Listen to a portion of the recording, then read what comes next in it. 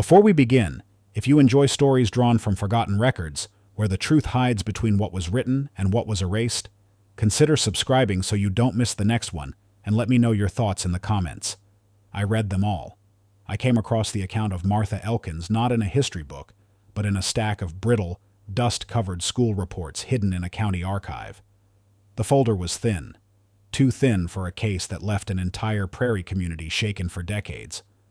There were only a few official statements, an attendance ledger, and 2 short witness recollections from the rescue party. Yet even with so little, the weight of the story pressed through the paper, as if it had waited a long time for someone to open it. Dakota Territory in 1877 was still a place where winter could kill you without effort. Homesteads were scattered far apart, the rail line a distant rumor, and when the wind carried snow across the plains, there was nothing to break it but the houses people built with their own hands. Martha had arrived in late August, a 22-year-old from Ohio who had been trained at a small teacher's college. Her assignment was a one-room schoolhouse on the outskirts of a settlement too small to appear on most maps. The building was plain, with clapboard walls, a potbelly stove in the corner, and a narrow living room attached for the teacher's quarters. Her students, 14 of them, were the children of farmers and tradesmen, ranging in age from 7 to 15. They walked miles to class, cutting across frosted fields or following wagon ruts when the weather was bad. By October, Martha had begun to earn their trust, although they still spoke more freely with each other than with her. The autumn term passed without trouble. There were harvest festivals, Sunday gatherings in the settlement's church, and evenings when she read by lamplight until the fire burned low. But that winter was not like others. Early in December, word came from the postwriter that a storm was building in the northwest. Several households began to stockpile grain, salted meat, and root vegetables. The schoolhouse larder was modest: a sack of coarse flour, a tin of lard, a few jars of beans and pickles, and 1 small crate of potatoes. It was not meant for long-term survival, only for midday meals.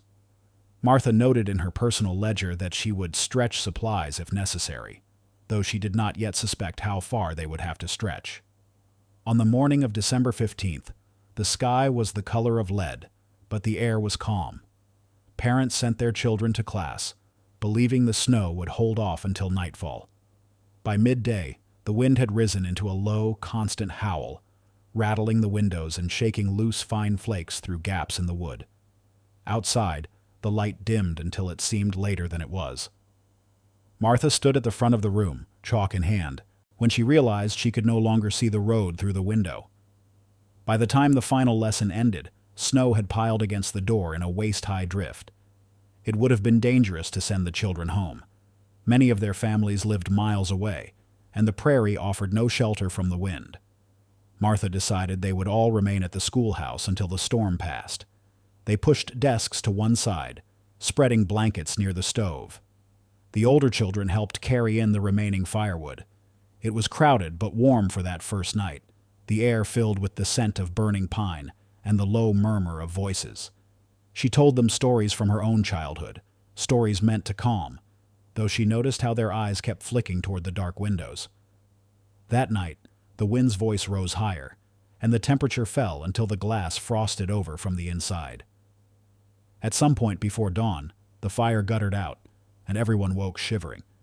She stoked it again, using more wood than she had planned. By morning, the snow had sealed the schoolhouse completely. They were alone, with no path out. The second day, the storm showed no sign of breaking.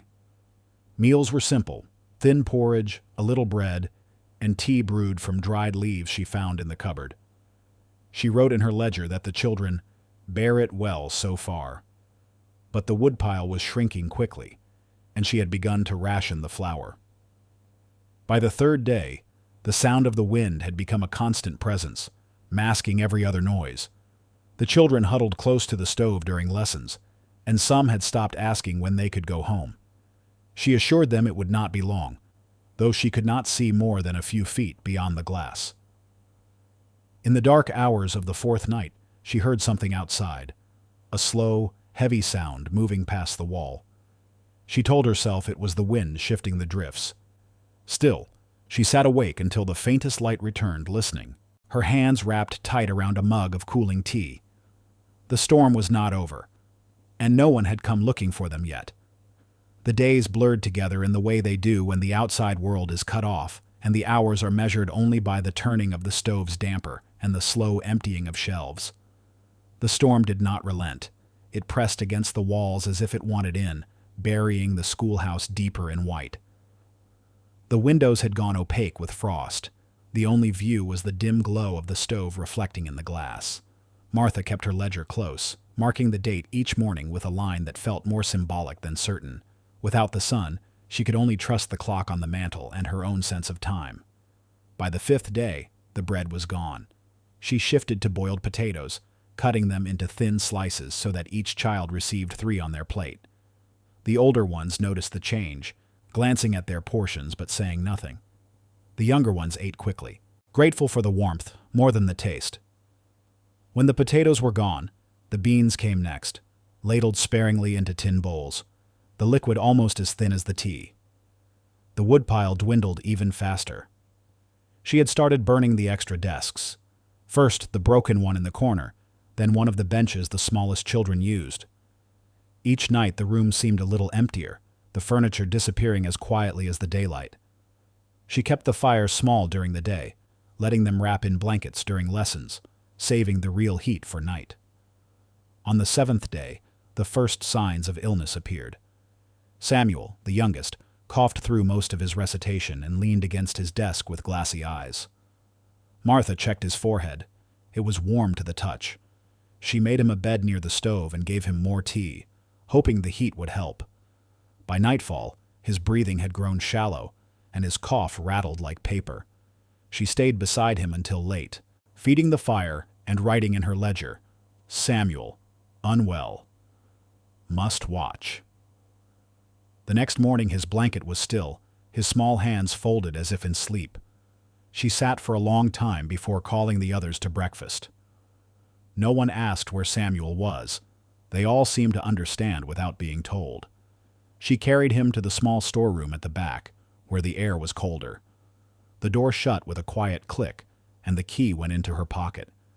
She told herself it was for the dignity of the others, to spare them the sight.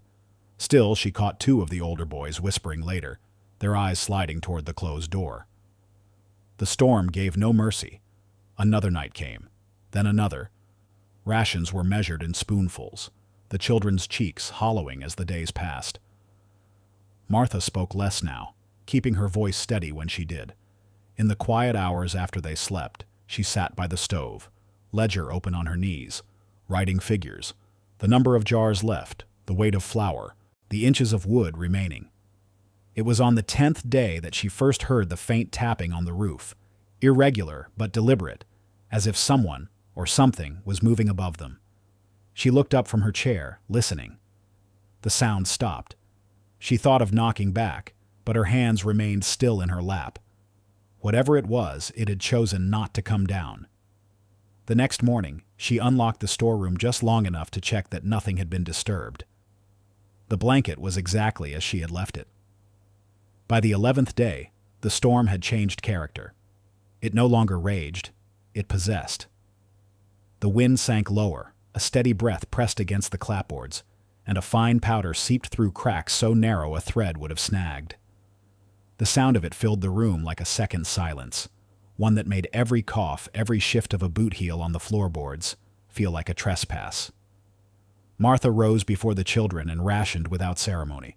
A ladle of thin bean water, a scrape of lard melted into it, the end of a carrot shaved into coins. She kept the ledger open on the desk, as if its neat columns could persuade the day to behave. The fire's draw was weak. A pale plume of smoke curled back through the iron throat when the wind turned. She tamped it down, wiped her eyes with her sleeve, and called the first lesson. No one recited with confidence now. They read in whispers, a chorus of moth breaths. When the youngest faltered, the older ones tried to prompt them, but the words landed wrong, the room too cold for memory.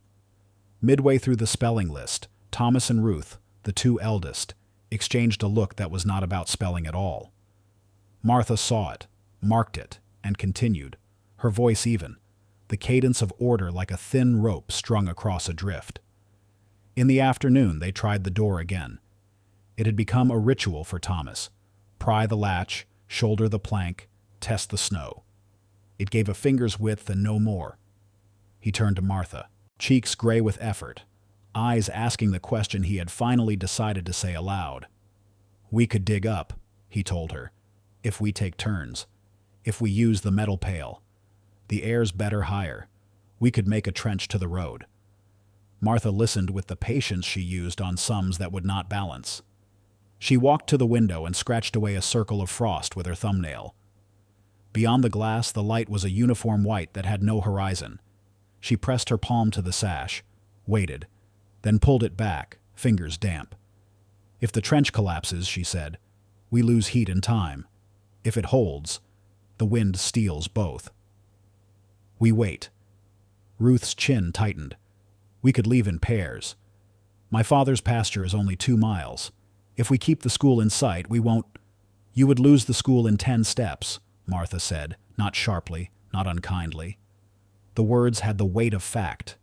She looked at their boots, cracked, stiff, salt-scored from other winters, and at their hands, raw where mittens had thinned. She looked at the children behind them, smaller faces watching the doorway as if it might decide for them. She told Thomas to tend the stove and told Ruth to help sort the books that were left, and the matter settled itself the way heavy things do when no one can lift them. That night the tapping returned. It came from one corner of the roof, paused, then traced a line toward the chimney and back again. Martha counted the spaces between taps until the numbers lost meaning. She rose once, bare feet quick on cold boards, and slipped the key from her pocket to the storeroom door. The lock turned cleanly. She opened it a hand's width, listened to the breath of the colder air that lived in there, and closed it again. When she turned back, she found Ruth awake, sitting upright beneath a blanket with eyes that had not been young for several days. "What is that sound?"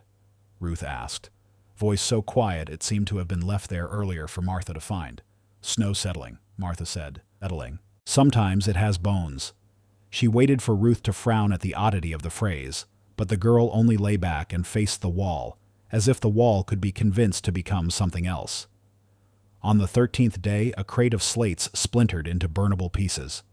On the 14th, the map of the territories came down and fed the fire in strips, Virginia to Iowa to Nebraska, curling and blackening as if the land itself were being reheated and made supple. The children watched and did not comment. Even the smallest ones had learned that comment cost energy. They kept their hands beneath their blankets, held their cups in 2 palms when Martha poured, and practiced the careful art of not noticing how little there was. By the 15th day, the air had a new smell. Not unpleasant, not obvious, just another layer in the room's small weather. It drifted from the kettle when Martha lifted the lid, then hid when steam moved. Ruth sniffed once, the way a person does when trying to place a memory.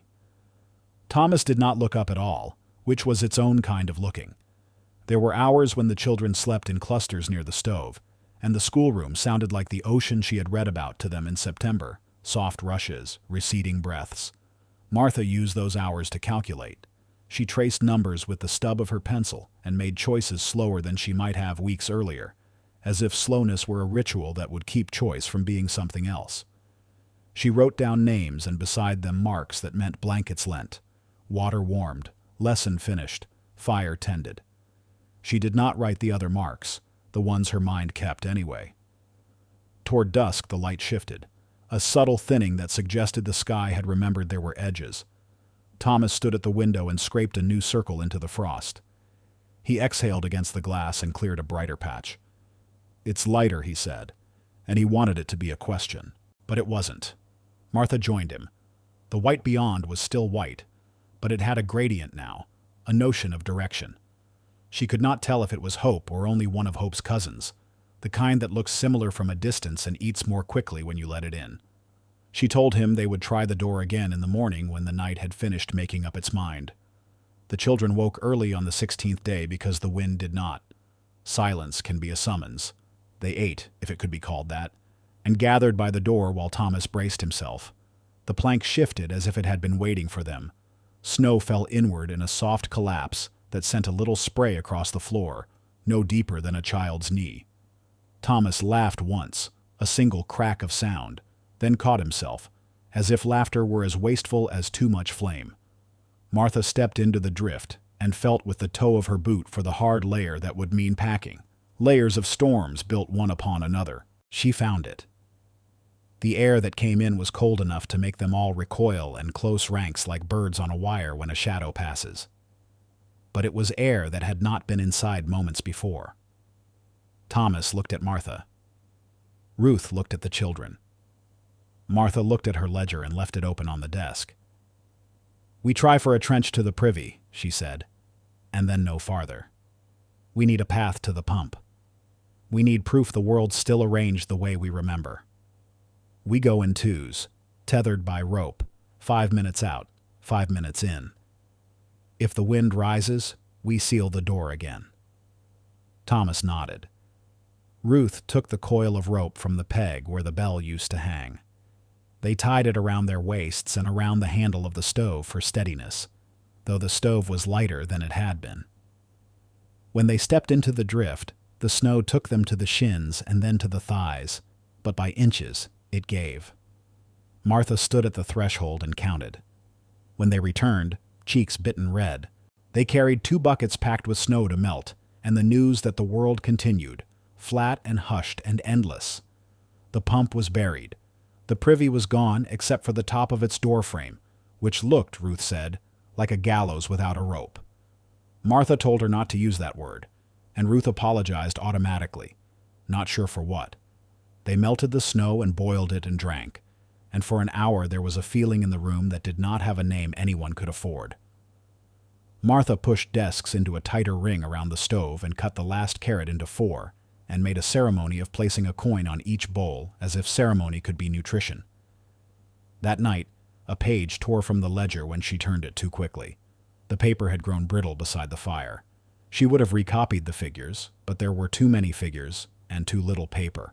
She folded the torn page and placed it inside the grammar book where they had underlined the chapter on predicate and subject. In the margin beside the term object, one of them had drawn a small star with 6 points. She traced it once, then closed the book. The tapping did not return. Instead, there was a different sound, a faint settling in the storeroom that could have been the shift of cold wood or cloth sighing when it remembers the shape of what it covers. Martha lay awake and watched the ceiling and did not rise. She could have told herself it was nothing. She could have told herself anything. She measured her breaths and matched them to the slow intake of the stove until the numbers aligned. In the morning, before the others stirred, she unlocked the storeroom and stood just inside, letting the air finish its work on her skin. On the shelf where the jam jars used to be, there were 3 empty places clean as missing teeth. The blanket in the corner was folded at a new angle. She closed the door and slid the key back into her pocket and went to the stove to make water taste like tea. When Thomas and Ruth woke, they did not ask. When the younger ones woke, they did not notice. Martha counted bowls. Every number landed where she placed it. By the 17th day, the frost had crept into the grain of the wood itself. The desks, the doorframe, even the pegs on the wall seemed glazed in a pale film that would not melt no matter how near they were to the stove. When they spoke, their breath hung in the air like small, unanswered questions. The rope from yesterday's digging still lay coiled by the door, a reminder that the world outside was no kinder for having been seen. After the morning's meager meal, water tinged with a pinch of flour for thickness, Thomas stood again by the door. This time there was no pretense about the privy or the pump. He wanted to keep walking, beyond the small circle they had carved out, across the flat white, until the rooflines of the settlement broke the horizon. Ruth stood behind him, arms crossed, jaw set as if her decision had been made days earlier. "We can make it," she said, "if we leave at dawn, if we keep each other in sight." Martha didn't answer at first. She was mending one of the blankets where the wool had thinned, pulling the needle through in even strokes. When she did speak, her voice was quiet but carried through the room. "And if the wind returns while you're half a mile from shelter?" Ruth's reply came fast, too fast. "Then we keep walking." The others had gone still, their eyes shifting between the three of them. Martha set the blanket aside and rose. She walked to the door, pulled back the latch, and opened it just enough for a slab of cold to enter. The snow was a blank sheet under a sky so pale it looked bleached. She let them feel how it cut even in stillness, and then shut it again. "You wouldn't make the fence line," she said, "and if you did, there'd be no one waiting." That ended the argument in words, but not in the body. The day moved on, but the air between them was taut. Ruth sat near the stove, staring into the fire with her lips pressed tight. Thomas busied himself with the rope, uncoiling and coiling it again until the fibers wore into his palms. That night the sound returned. Not the tapping, but a slow drag across the roof, a weight that shifted from one beam to another. The wind had not risen. The silence outside made the sound more distinct. Martha sat up, pulling her shawl close. In the dim light, she could see Ruth already awake, eyes fixed on the ceiling. "What is it?" Ruth whispered. "Snow," Martha said again, though softer this time, as if the word itself might be listening. The dragging stopped, and for a long moment there was nothing. Then, from the storeroom, a muted thump, just once. The kind of sound a pile makes when something is taken from it. In the morning, the smell from the kettle was richer than before. The steam curled in heavier ribbons. The children ate in silence, the spoons scraping tin. Ruth paused once, her spoon mid-air, as if she were on the verge of speaking, then lowered it again. Thomas did not look up at all. Martha refilled her own bowl before the kettle was empty, her movements unhurried, precise. She made note in the ledger. Supplies holding steady. No one asked how. That afternoon, Ruth stopped her near the desk while the others dozed. Her voice was low, but her words were not uncertain. "What happens in that room?" Martha met her gaze without flinching. "Things that keep us here." Ruth didn't ask again. She walked back to her place by the stove, wrapped herself in the blanket Martha had mended, and stared into the embers until they dimmed. That night no one mentioned the rope by the door. The sky darkened without warning on the 19th day. In the early hours, it had been a dull silver, the kind of light that promised nothing but held no threat. By afternoon, a gray wall had risen on the horizon, moving toward them with a steady, unbroken line. The temperature inside the schoolhouse dropped before the first flake reached the window. Martha felt it in the bones of the building, in the way the boards gave a faint creak as if bracing themselves. She told the children to pull their pallets closer to the stove. They dragged them without protest, forming a tight ring on the worn planks. The wind returned with a new voice, sharper than before, finding every seam in the walls. Martha stuffed rags into the cracks, then shut the inner door to the small living space, shrinking the world into one dimly lit room. The air thickened with the scent of smoke and the faint metallic tang from the stove. By evening, the snow had swallowed what little daylight there was. The windows were black, the glass trembling under the pressure outside. Martha served each bowl with care, keeping her own portion until last. It was thicker than usual, and though no one spoke of it, the children lingered over their spoons longer than before, as if savoring more than just the heat. It was during that second night of the storm that the first disappearance happened. Caleb, a boy of 12 who had spent the past week in near silence, was gone when they woke. His blanket lay folded at the edge of his pallet, boots neatly beside it. The door was still latched from the inside. There were no tracks in the thin layer of drift that had forced its way beneath the frame. Thomas was the first to notice. He crouched where Caleb should have been, staring at the empty space as though the boy might still be there if he looked long enough. Ruth checked the storeroom door. It was locked. Martha gathered them close, telling them Caleb must have stepped outside before dawn and lost his way. The words came evenly, as if she had rehearsed them. No one argued, but the silence that followed was heavier than any protest could have been. She did not open the storeroom that day. The storm lasted 2 more days, piling snow against the building until the windows were only dim blurs under the weight. Inside, the air grew stale, the stove breathing in shorter bursts as the woodpile thinned to its last few logs. Martha rationed heat now as carefully as food, letting the room cool until fingers stiffened before feeding the fire again. On the second night, while the children slept in a heap for warmth, Martha sat awake, ledger open, pencil in hand. She added a name to the margin and drew a small line beside it. Then she closed the book and listened, not for wind, but for the faint, deliberate sounds from behind the storeroom door. When morning came, she unlocked it alone. The hinges gave a low groan, and a draft of colder air slid past her skirts. She stepped inside, stayed for less than a minute, then came out with the kettle cradled in both hands. Breakfast was served without comment. The storm broke on the 23rd day, but the relief it should have brought never reached the room. The air was clearer, the light returning through windows stripped of their snow covering, yet the children did not rush to the glass. They stayed near the stove, their bodies drawn inward, as if the true danger was not outside. It began in their eyes.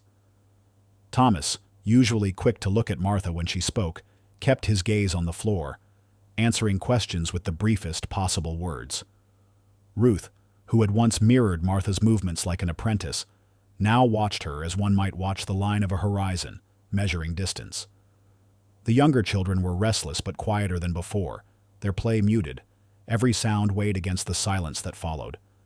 Martha noticed, though she gave no sign. She continued her lessons, her measurements, her quiet tending of the kettle. The storeroom door stayed locked, the key in its place in her pocket. No one asked directly about Caleb, but she saw the way Thomas paused when he passed the door, as if his body might remember what his voice refused to name. That night, when the room had settled into the slow rhythm of sleep, Ruth remained awake. She lay on her side, eyes half closed, breathing evenly until she was certain Martha believed she slept. From beneath her blanket, she watched as Martha rose, wrapped herself in her shawl, and moved toward the back of the room. The sound of the key in the lock was soft, almost careful enough to be lost beneath the shifting of embers, but Ruth heard it. The door opened just wide enough for Martha to slip inside. No light was taken with her, but a thin draft of colder air passed into the room. Ruth counted the seconds in her head. 103. The door closed again. When Martha returned to her place near the stove, her shawl was drawn tighter, and the faintest wisp of steam trailed from the rim of the kettle she now carried. She ladled water into it from a bucket, then bent over the stove, her hands steady as she fed the fire. Ruth closed her eyes before Martha could look her way. The following morning, the smell from the kettle was different again. Not unpleasant, never unpleasant, but thicker, deeper in some way Ruth could not name. She ate slowly, watching the others. None of the children refused their portion. Hunger does not allow for refusal. Later, when Martha stepped outside to check the trench, Ruth leaned close to Thomas and whispered. She told him what she had seen. His jaw tightened, but he said nothing. She pressed him for a plan. He shook his head once, firmly. That night, Ruth stayed awake again. This time, she was not the only one. By the 25th day, the air in the schoolhouse felt heavier than the snow outside had ever been. The sky beyond the windows was pale and cloudless, a rare stretch of calm that might have been beautiful in another time. Here, it only meant that sounds carried further. Every scrape of a spoon, every shift of a chair leg seemed amplified, as though the walls themselves were listening. That morning, Samuel Dorr, 15, broad-shouldered, and one of the few still strong enough to help Thomas with the trench, did not rise from his pallet. His blanket lay rumpled, his boots still at the foot of his bedroll, and the space he should have filled was cold. Thomas noticed first. He moved through the room quickly, checking the door, the windows, even the narrow crawl space beneath the teacher's quarters. The snow outside was undisturbed. No tracks, no sign of departure. Ruth's eyes went to the storeroom. The door was closed, the key still in Martha's pocket. She said nothing, but the tightening of her mouth was its own accusation. Martha stood at the front of the room, hands clasped. She told them Samuel must have wandered in the night, the way Caleb had. The air outside, she reminded them, could take a person before they knew they were lost. Her voice was calm, but her eyes rested on each of them in turn. holding their gaze just long enough to suggest that to question her would cost something they might not wish to spend. The kettle simmered before noon. The scent that drifted from it was richer than it had been in days, filling the small space with a warmth that was almost comforting. Almost. The younger children ate without hesitation. The older ones glanced at one another, but they ate too. Hunger was the one constant that overruled doubt.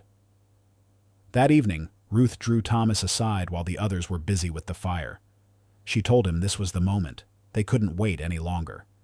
If they meant to search the storeroom, it had to be before another night passed. Thomas hesitated.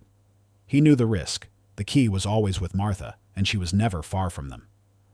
When the room settled into sleep, they tried. Ruth feigned restlessness, pacing near Martha until she could glimpse the key tied to a cord inside her pocket. Thomas, moving from the opposite side, made a show of tending the stove. But Martha stirred before they could do more. She rose without speaking, walked to the storeroom, unlocked it, and stepped inside. The door closed behind her.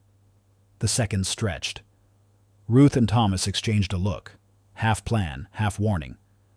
But then the lock turned again, and Martha emerged, carrying the kettle as she had every other night. She poured a small amount into her own mug, drank, and set it by the stove. Her eyes moved between them once, slow and deliberate, before she returned to her seat. Neither Ruth nor Thomas tried again that night. But the thought had rooted itself, and in the dim light, it was clear Martha knew it. On the 26th day, the silence fractured. It happened in the hour after breakfast, when the fire was still high enough to give off light, but not yet enough to chase the cold from their hands. The children were gathered in their usual tight circle, the steam from their bowls curling upward in faint ribbons. Thomas set his spoon down and looked directly at Martha. It wasn't the quick glance of a question kept to himself. It was a steady, fixed gaze, one that made the others pause mid-bite. "We need to know what's in the storeroom," he said. His voice was even, but it carried. "If we're going to survive, we all have the right to know." The words hung in the air like frost, catching the light and refusing to melt. Ruth's eyes flicked between them, waiting. The younger children looked from face to face, trying to read what this might mean. Martha didn't speak at first. She finished her own spoonful, set the bowl aside, and folded her hands in her lap. "You have food. You have heat. You have shelter," she said at last. "The storeroom is my concern. Your concern is to stay alive long enough for the snow to give you back the road." "That's exactly it," Thomas said. "We've lost 2 people without explanation. And every time you go into that room, you come back with food you never told us we had. If there's more, we can plan. If there's not..." "If there's not," Martha cut in. "Then what? You'll lead them out into the wind? You'll do better with empty hands?" Her tone was still calm, but it had the weight of a door shutting. For a long moment, no one moved. Then Ruth shifted her blanket and spoke, not to Martha, but to the room. "If the storeroom is just for food, then there's nothing to hide." Martha's gaze moved to her. "And if it's the only reason you're all still sitting here?" The fire popped, sending a brief spark up the chimney. No one spoke after that. Lessons resumed that day, but the rhythm was broken. Every glance between Thomas and Ruth was sharper, more deliberate. The younger children clung closer to them than to Martha, though when the time came to eat, every bowl was emptied as before. That night, the air in the schoolhouse felt colder despite the fire. The wind outside had returned in soft, intermittent gusts, brushing against the walls like a hand testing for weak spots. Martha stayed awake longer than usual, ledger in hand, writing slowly. Thomas lay on his pallet with his eyes open, waiting for her to rise. Ruth did the same. But she never moved toward the storeroom that night. She sat by the stove until the coals turned to dull red, then banked them and lay down. The waiting was its own kind of battle. The 28th day dawned with a light so clean it seemed almost foreign after weeks of gray. The sky was a hard, pale blue, and the air had a stillness that felt brittle, as if one wrong sound could shatter it. Sunlight streamed through the frosted windows in narrow, blinding bars, showing the dust in the air like a snowfall turned inside out. Thomas was already at the door when Martha rose. He had the rope over his shoulder, the shovel in his hand, and Ruth standing beside him with her coat buttoned to the throat. "We're clearing more than the trench today," he said. "We need to know how far we can get." Martha met his eyes, then looked past him to the younger children still wrapped in their blankets. "Stay within sight of the door," she said evenly, "and if the wind changes, you come back." They nodded, but the promise felt thin. The snow outside was dazzling in the sun, a blinding white that made them squint even under their hoods. They worked their way along the trench, widening it, the air sharp in their lungs. Beyond the curve toward the privy, the snow rose in a smooth drift, higher than Thomas's head. They began to dig into its side, the shovel biting through layers compacted by storm after storm. Ruth's shovel hit something solid with a dull, hollow sound. She knelt, brushing away the packed snow with her gloves until the shape beneath emerged, a plank of weathered wood, stained dark in places the snow hadn't touched. Thomas cleared more, revealing a corner, then a seam. It wasn't a fence or a piece of the privy. It was a door, low, narrow, and set into the ground. They exchanged a look. The door had no handle, only a rusted ring half buried in ice. Thomas tugged at it, but the wood resisted, frozen to whatever lay beneath. Ruth chipped at the edges with the shovel, until the ice gave way enough for the ring to move. Together, they pulled. The door lifted with a groan, releasing a breath of air so cold and still it felt like it had been waiting for years. The darkness inside was thick, swallowing the sunlight at the threshold. A set of wooden steps descended into it, vanishing after the third. Ruth leaned forward, squinting. She thought she saw the outline of shelves, and on them, shapes covered in cloth. No sound came from within, but the smell, faint, metallic, and oddly sweet, slipped up toward them. Thomas started down the steps, but Martha's voice cut through the air like a line pulled taut. "Close it." They turned to see her standing at the end of the trench, her coat unbuttoned, her breath clouding in the sunlight. She hadn't raised her voice, but the words had the weight of a command she expected to be obeyed. Ruth hesitated. Thomas looked at the darkness one more time, then back at Martha. Without a word, he lowered the door. The thud it made as it shut seemed louder than it should have been. They shoveled snow back over it, though neither of them suggested it was to keep the wind out. When they returned to the schoolhouse, Martha was already by the stove, the kettle beginning to hiss. She did not ask what they had seen, and they did not tell her.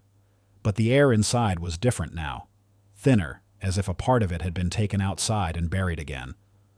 That night, the smell from the kettle was stronger.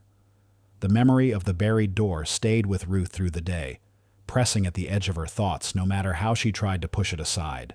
She watched Martha moving between the stove and the desk, her steps unhurried, her voice calm whenever she addressed the children.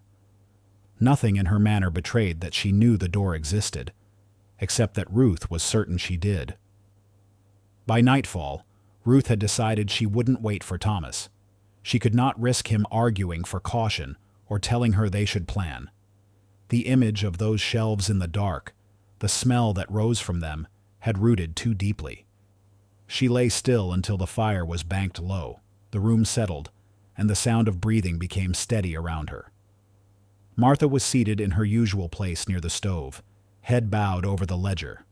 At some point her pencil stilled, her chin dropped, and her eyes closed. Ruth waited longer still. When she was sure, she eased from her blanket and crossed to the door, moving slowly enough that the boards wouldn't creak. The rope and shovel were still leaning where Thomas had left them. She took only the rope, looping it over her shoulder, and slipped outside. The cold hit her like a wall. The moon was thin but bright enough to silver the snow, turning the trench into a shadowed ribbon. She followed it to the drift where the door lay hidden, her breath sharp in her ears. The snow she and Thomas had replaced was still loose. She scraped it away with her hands until the outline of the door emerged. The ring was icy under her gloves. She pulled, the wood lifting with a reluctant groan. The cold from within was different than the night air, denser, unmoving. She descended the steps one at a time, the rope trailing behind her, her boots touching each tread cautiously. The shelves were just as she had glimpsed. Rough boards running the length of the wall, each holding shapes beneath layers of cloth. She reached for one and peeled back the fabric. Beneath it was not the sack of flour or jar of preserves she had half allowed herself to imagine. It was a boot, a small one, worn at the heel. The leather cracked. It was still laced, the laces stiff with frost. Her breath caught. She pulled back another cloth.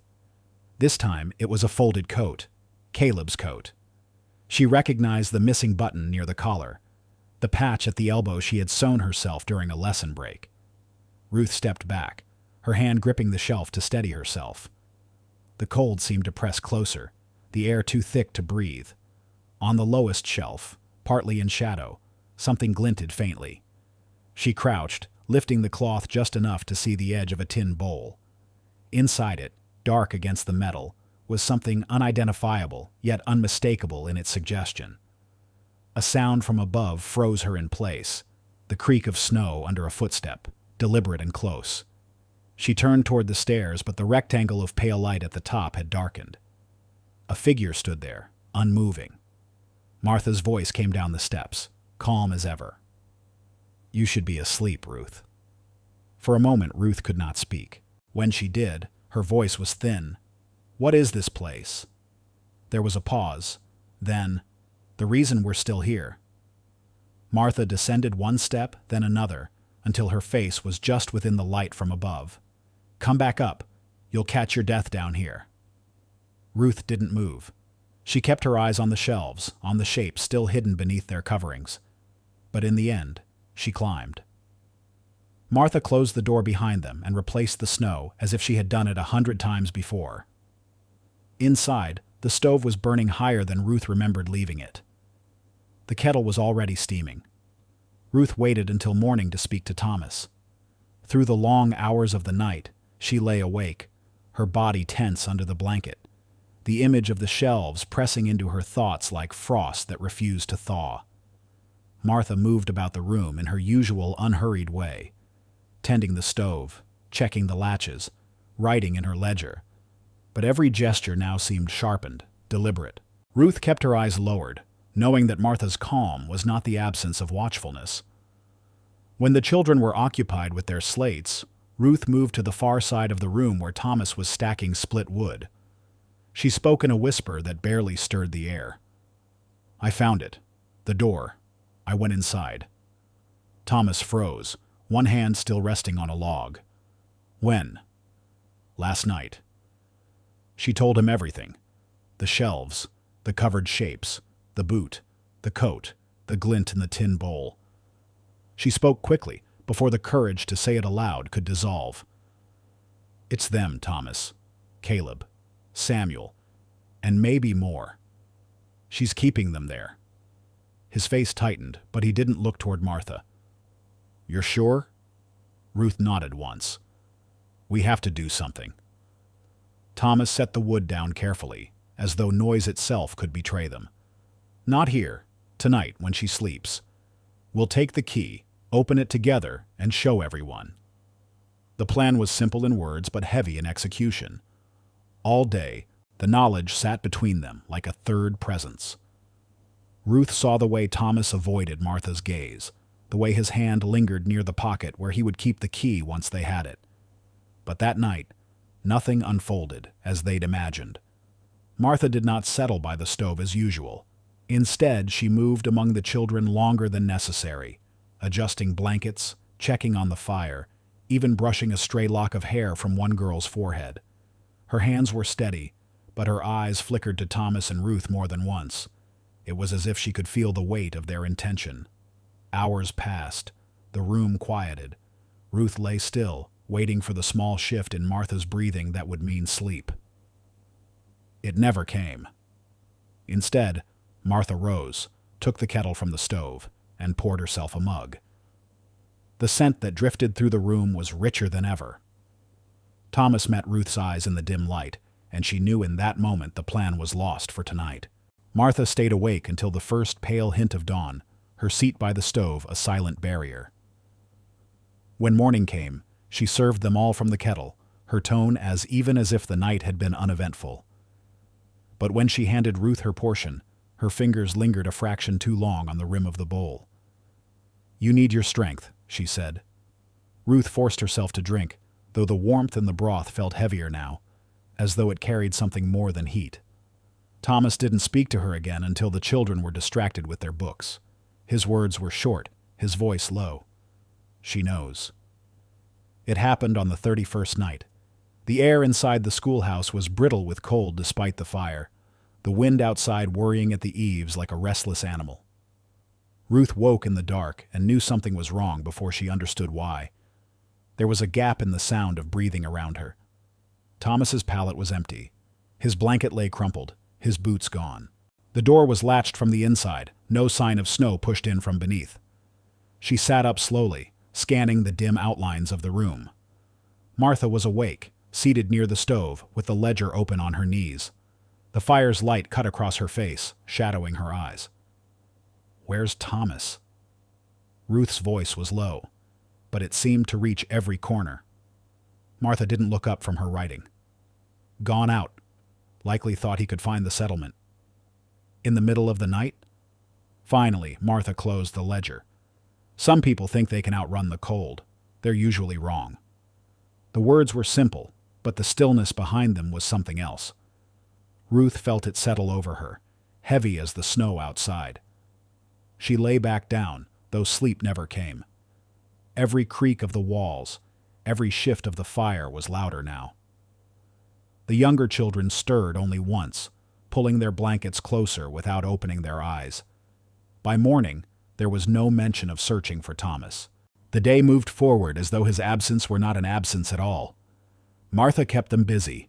Lessons in the morning, repairs to blankets in the afternoon, tending the fire in rotations. She spoke in the same calm voice, but Ruth noticed the subtle rearrangement of the room. The pallets were drawn tighter around the stove, the space between them narrowing. The rope and shovel were no longer by the door. The storeroom door remained locked. Martha's hand strayed to her pocket more often now, fingers brushing the outline of the key. When she caught Ruth watching, she smiled faintly. "You'll have to help with the fire more," she said. "We're fewer now." That evening, Martha served them from the kettle again. The broth was richer, as it always seemed to be after someone was gone. Ruth forced it down, feeling each swallow like a stone. She knew she was alone now in what she had seen, in what she suspected. Alone except for Martha, whose eyes seemed to say she understood exactly what Ruth was thinking, and welcomed the silence.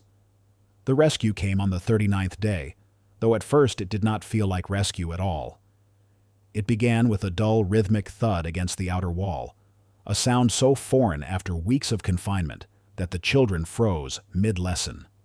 Ruth's head snapped toward the door, her pulse quickening. Martha rose slowly, as if the noise were only an interruption she'd been expecting. She moved to the door, listened for a moment, and then unlatched it. A rush of frigid air swept in along with voices, low at first, then louder, layered with the muffled crunch of boots in deep snow. Two men appeared in the threshold, their faces red with cold, scarves frozen stiff around their necks. Behind them, the blinding white gave way to the dark shapes of others, carrying shovels and axes. "Dakota Territorial Guard," one said. "We've been digging for days. Thought we'd lost this building entirely." Martha stepped aside, letting them in. "You took your time," she said evenly. The men stamped the snow from their boots, their eyes sweeping over the room. The children sat huddled by the stove, blinking against the sudden light. Ruth could see the change in the rescuers' expressions, relief tinged with something else. They were counting. "How many?" the taller man asked. Martha's answer came without hesitation. 14 at the start. Fewer now. Cold and sickness took them. One of the men crouched beside a girl who wouldn't lift her head. "Any others outside?" "No," Martha said. "Those we lost. There was no way to bury them." Ruth felt the words hang there, weighted with what she knew. Her eyes darted to the storeroom door. It was closed, as always, the key still in Martha's pocket. The men moved about the room, offering blankets, pressing canteens into small hands. One lingered near the kettle on the stove, his brow furrowing. "Haven't smelled stew like this in weeks, he said. "Thought supplies would be gone by now." Martha's voice was smooth. "You learn to make do." They stayed only long enough to prepare the group for travel. Outside, the wind had calmed, but the snow still lay high, and the path to the settlement would take hours. The children were wrapped in heavy wool and led out 2 by 2. Ruth found herself near the back, her eyes fixed on the schoolhouse shrinking behind them. Just before they crested the first rise, she glanced over her shoulder. Martha stood in the doorway, watching them go, the plume of her breath rising into the still air. For the briefest moment, their eyes met across the distance, and Ruth knew without question that the storeroom had not been opened for the rescuers. Whatever lay inside would remain there. Back in the settlement, the schoolhouse ordeal became the only story anyone told. The territorial guard had carried the children, what remained of them, into the small church that now served as a recovery hall. A fire burned high in the hearth, the air thick with the mingled scents of smoke and boiled broth. Women from the town moved among the survivors, wrapping them in quilts, pressing mugs of tea into their hands. Ruth kept close to the others, but her eyes never strayed far from Martha, who sat apart on a bench near the fire. She looked thinner in the brighter light, her hair scraped back, her hands folded neatly in her lap. When people came to ask what had happened, she gave the same measured account each time, how the storms had trapped them, how sickness had taken the weakest, how she'd done all she could to keep the rest alive. The guard officers asked more pointed questions. How had she managed to keep a fire going so long with so little wood? How had there been food enough to last more than a month? Martha answered without hesitation, speaking of careful rationing, of dismantling furniture for fuel, of stretching every scrap into something that could fill a bowl.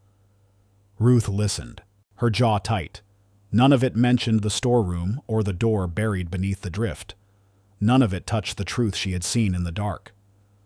When she tried to speak to one of the officers alone, he listened politely but shook his head.